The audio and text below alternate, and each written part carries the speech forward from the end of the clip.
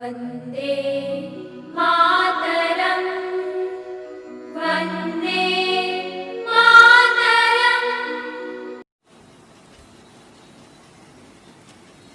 जय हिंद स्टूडेंट्स, स्वागत है आपका प्रभात क्लासेस में।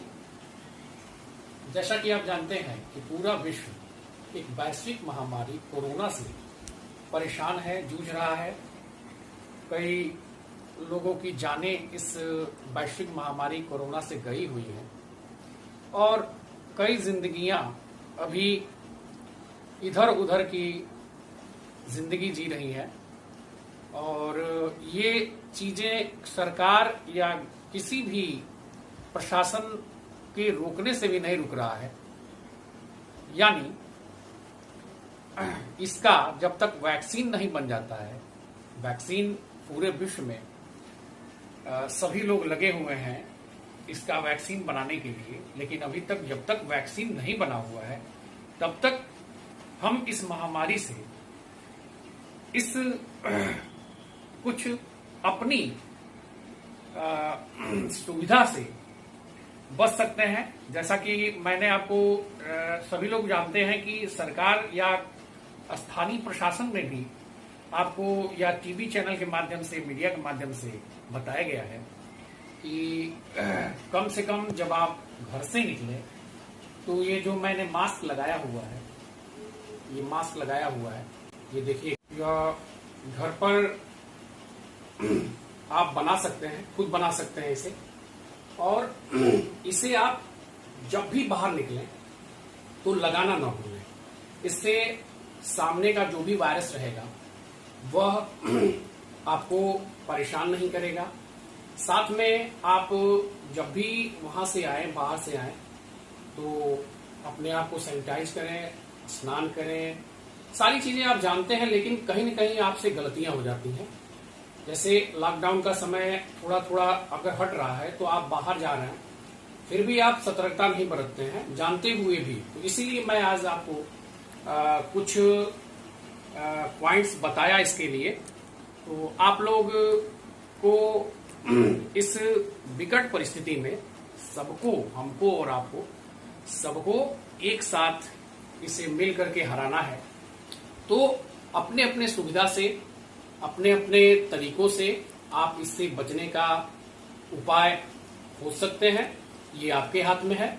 जरा सी लापरवाही से आप अपने सभी जनों को, अपने परिवार लोगों को भी संकट में डाल सकते हैं। तो इस संकट की घड़ी में, जैसा कि आप जानते हैं कि सारे जो है विद्यालय बंद चल रहे हैं, इसमें हम टीचर्स आपके लिए कोशिश कर रहे हैं ऑनलाइन क्लास चलाने का। और भरसक ये चीजें आपको समझ में भी आती होंगी और आप इसका एंजॉय लें, इसको अच्छे से समझ करके पढ़ें। जैसे ही यह चीजें आपको धीरे धीरे अगर समाप्त होने लगती हैं तो विद्यालय अगर खुलता है तो कोई भी चीज अगर आपको इसमें से समझ में न आता हो तो अपने संबंधित अध्यापक से आप पूछ सकते हैं। तो चलिए हम अपने वीडियो की तरफ चलते हैं। तो हमारा प्रश्नावली चल रहा था दो चर वाले रैखिक समीकरण युग्म, जिसमें हमने आपको प्रश्नावली 3.1 में एक ग्राफीय विधि से क्वेश्चन बताया था। तो आइए चलते हैं नेक्स्ट क्वेश्चन की तरफ। हमारा दूसरा प्रश्न है, क्रिकेट टीम के एक कोच ने रुपए 3,900 में 3 बल्ले तथा 6 गेंदें खरीदी। बाद में उसने एक और बल्ला तथा उसी प्रकार की 2 गेंदें रुपए 1,300 में खरीदे। इस स्थिति को बीजगणितीय तथा ज्यामितीय रूपों में व्यक्त कीजिए। तो ध्यान दीजिएगा, एक बल्ले और एक गेंद की कीमत हमने x और y रुपए माना गया कि एक बल्ला और एक गेंद क्रमशः x रुपए और y रुपए में मिलते हैं। तो यहाँ पर लिखा हुआ है 3 बल्ला, तो 3 बल्ले का मूल्य हो जाएगा 3x रुपए। इसी प्रकार 6 गेंदें, तो 6 गेंदों का मूल्य हो जाएगा 6y रुपए। अब दोनों मिलाकर, यानी 3 बल्ले और 6 गेंदें मिलाकर 3,900 रुपए में मिलते हैं। तो यहाँ पर 3 बल्लों धन 6 गेंदों का मूल्य बराबर 3,900 रुपए ये दिया हुआ है। तो इसका मतलब 3x धन 6y बराबर 3,900 रुपए। 3x 3 बल्लों का मूल्य, 6x 6 गेंदों का मूल्य, दोनों मिलाकर 3,900 रुपए में मिलते हैं। तो यहाँ से हम एक समीकरण प्राप्त किए। यहाँ आप देख रहे हैं कि सभी जगह यहाँ, यहाँ और यहाँ 3 से भाग चला जा रहा है। तो इसको हम और सरल करेंगे तो आएगा x धन 2y बराबर 1,300। ये समीकरण नंबर 1 हो जाएगा। इसी प्रकार लिखा हुआ है बाद में उसने एक और बल्ला और उसी प्रकार का 2 गेंद 1,300 रुपए में खरीदी। तो दूसरा समीकरण कह रहा है एक बल्ला धन 2 गेंद का मूल्य 1,300 रुपए है। तो इसका मतलब एक बल्ला x है और 2 गेंद हो जाएगा 2y बराबर 1,300 रुपए। अब हम देख रहे हैं संयोगवश दोनों ही समीकरण एक जैसा है, एक तरह का है। x धन 2y बराबर 1,300 और x धन 2y बराबर 1,300। तो संयोगवश समीकरण 1 और 2 समान है। अतः हम उपर्युक्त दोनों ही समीकरण को बीजगणितीय रूप में निम्नलिखित प्रकार से लिख सकते हैं। बीजगणितीय रूप में जब इसको लिखेंगे तो x धन 2y और यह जो है बायां पक्ष इधर आ जाएगा तो आ जाएगा -1,300 बराबर 0। ये हमारा बीजगणितीय रूप प्राप्त हुआ। अब हम इसे ज्यामितीय रूपों में व्यक्त करेंगे। तो चलिए आइए हम उसको ज्यामितीय रूपों में व्यक्त करते हैं। अब हम उपर्युक्त दोनों समीकरणों को ग्राफीय विधि से हल करेंगे।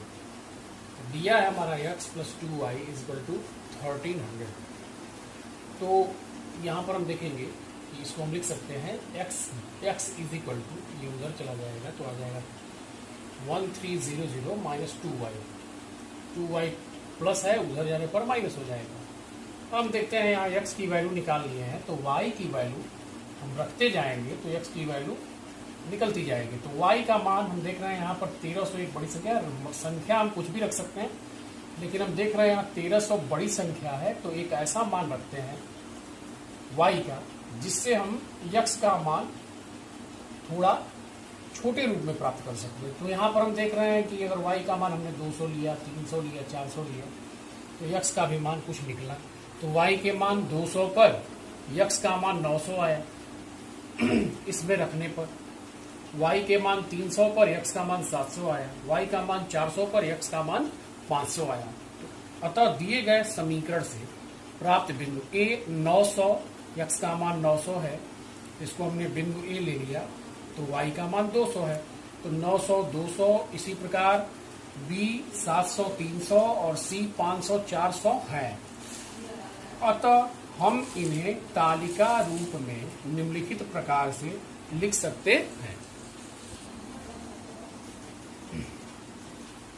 x का मान 900 पर y का मान 200 है, 700 पर 300 है, 500 पर 400 है। अब इसे हम ग्राफीय रूप में व्यक्त करेंगे। तो यहाँ पर हम देखेंगे 900, तो यहाँ पर हम देख रहे हैं x वाले एक्सिस पर 900 यहाँ पर है। यहाँ पर एक चीज आप ध्यान देंगे, ये बराबर बराबर जो दूरी है इसमें 100 खाने लिए गए हैं, यानी कि एक खाना बराबर 100 के। इधर भी एक खाना बराबर 100, इधर भी एक खाना बराबर 100। तो यहाँ पर हम देख रहे हैं कि 900 यहाँ पर है और 200, y का मान 200 है तो y का मान यहाँ पर 200 है। और इसके सीध में जब आप जाएंगे, इसके सीध में जाएंगे यहाँ पर एक A बिंदु होगा। यह A बिंदु हमारा 900 का मान 200 है। इसके बाद 700 300, 700 यहाँ पर है, 300 इसके ऊपर होगा तो इस सीध में जाएंगे आप और इसके सीध में जाएंगे, यहाँ पर एक निशान लगेगा और इस बिंदु का नाम B हो जाएगा और ये हो जाएगा 700 300। और तीसरा बिंदु हमारा है 500 400, x वाला 500 है, y वाला 400 है। इसके सीध में आप जाएंगे 500 400 के बीच में तो कुछ इस प्रकार का आएगा।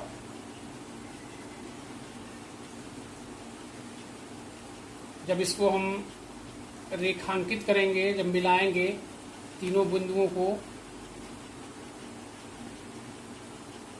तो एक हमें सरल रेखा प्राप्त होगा और यही हमारा ग्राफ हो जाएगा।